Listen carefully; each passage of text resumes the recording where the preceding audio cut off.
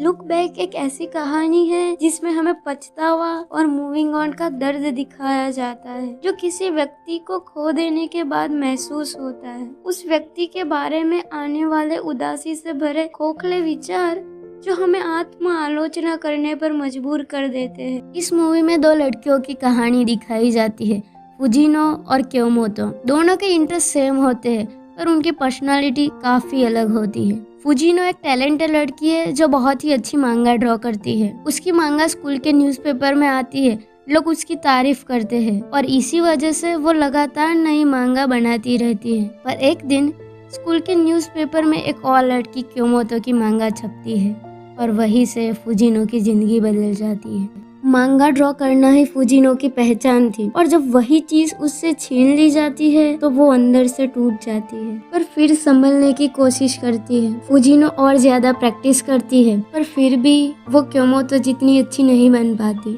कभी कभी हम पूरी कोशिश के बाद भी हार जाते हैं और धीरे धीरे इंसान थक जाता है और आखिर में हम वो चीज छोड़ देते हैं जो कभी हमारी पहचान थी। फुजिनो भी ड्राइंग छोड़ देती है और अपनी पुरानी जिंदगी में वापस लौट आती है। दूसरी तरफ क्योमोतो है जो एक इंट्रोवर्ट लड़की है, पर जब फुजिनो उससे मिलती है तब पता चलता है क्योमोतो उसकी सबसे बड़ी फैन है। क्योमोतो ने फुजिनो से इंस्पायर होकर ही ड्राइंग शुरू की थी। उस दिन फुजिनो को समझ आता है कि भले ही वो सबसे बेहतर ना हो पर वो किसी के लिए खास जरूर है। ये बात फुजिनो के लिए सिर्फ तारीफ नहीं थी, ये एक टूटे हुए दिल पर लगाया गया मरहम था। इसके बाद फुजिनो और क्योमोतो साथ में मांगा ड्रॉ करने लगते हैं और धीरे धीरे वो अच्छे दोस्त बन जाते हैं। फुजिनो क्योमोतो को उसके सन्नाटे भरे कमरे से बाहर निकाल कर एक शोर और रंगों से भरी दुनिया दिखाती है, पर बाद में उनके रास्ते अलग हो जाते हैं। क्योमोतो आर्ट कॉलेज जाना चाहती है और फुजिनो मांगा में ही अपना करियर बनाना चाहती है। समय के साथ फुजिनो सक्सेसफुल हो जाती है और सब कुछ ठीक चल रहा होता है, पर अचानक कहानी एक ऐसा मोड़ लेती है जिसकी किसी ने कल्पना भी नहीं की होती। फुजिनो को पता चलता है कि क्योमोतो अब इस दुनिया में नहीं रही। वो क्योमोतो के रूम के बाहर बैठ जाती है, अकेलेपन और उदासी में डूबी हुई, अंदर ही अंदर रोती है पर उसकी आवाज नहीं निकलती, जैसे आसपास कुछ बचा ही ना हो।